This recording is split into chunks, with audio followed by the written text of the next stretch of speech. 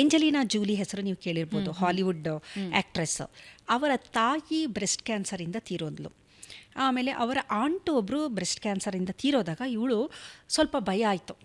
Breast cancer ತುಂಬ common ಆಗಿದೆಯಲ್ಲ ನಮ್ಮ ಕುಟುಂಬದಲ್ಲಿ ಅಂತ. ಆಕೆ ಏನು ಮಾಡಿದ್ಲು, ಜೀನೋಮ್ ಅನಾಲಿಸಿಸ್ ಮಾಡಿಸಿದ್ಲು. ಆಕೆಯಲ್ಲಿ BRCA1 BRCA2 ಮ್ಯೂಟೇಷನ್ ಆಗೋಗಿತ್ತು.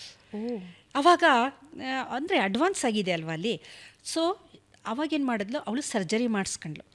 ಸರ್ಜರಿ ಮಾಡಿ ಅವಳು ರೀಕನ್ಸ್ಟ್ರಕ್ಷನ್ ಹೆಂಗಿದೆ, ಕಾಸ್ಮೆಟಿಕ್ ಸರ್ಜರಿ ಮಾಡಿಸಿ ಪುನಃ ಬ್ರೆಸ್ಟ್ ಇದನ್ನು, ಏಕೆಂದರೆ ಶಿ ಈಸ್ ಎನ್ ಆ್ಯಕ್ಟ್ರೆಸ್ ಆಗಿರೋದ್ರಿಂದ ಅದನ್ನು ಮಾಡ್ಕೊಂಡ್ಳು. ಸೊ ಏನಂದರೆ ಬ್ರೆಸ್ಟ್ ರಿಮೂವ್, ಮ್ಯಾಮೆಕ್ಟಮಿ ಅಂತ ಮಾಡ್ತಾರಲ್ಲ, ಅದು ಮಾಡಿದಾಗ ಬ್ರೆಸ್ಟ್ ಅಲ್ಲಿ ಸೆಲ್ಸ್ಗಳು ಅದು ಕ್ಯಾನ್ಸರ್ ಜೀವಕೋಶ ಆಗಿ ಪರಿವರ್ತನೆ ಹೊಂದುವ ಸಾಧ್ಯತೆಯನ್ನು ತಪ್ಪಿಸ್ಬೋದು.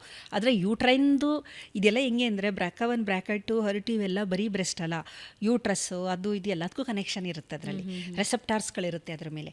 ಹಾಗಾಗಿ ಒಂದು ಲೆವೆಲಲ್ಲಿ ತೊಂದರೆನ ತಪ್ಪಿಸ್ಕೊಂಡು ಮಧ್ಯ ಪರೀಕ್ಷೆಗಳನ್ನು ಮಾಡಿಸ್ಕೊಳ್ಳೋದು ಮಾಡೋದು. ಈ ಥರ ಜೀನೋಮ್ ಅನಾಲಿಸಿಸಿಂದ ಮುಂದೆ ಬರಬಹುದಾದ ತೊಂದರೆಗಳನ್ನು ನಾವು ಮೊದಲೇ ತಿಳಿದುಕೊಂಡು, ನಾಟ್ ಓನ್ಲಿ ಕ್ಯಾನ್ಸರ್, ನಾನು ಒಂದು ಎಕ್ಸಾಂಪಲ್ ಕೊಟ್ಟಿದ್ದು,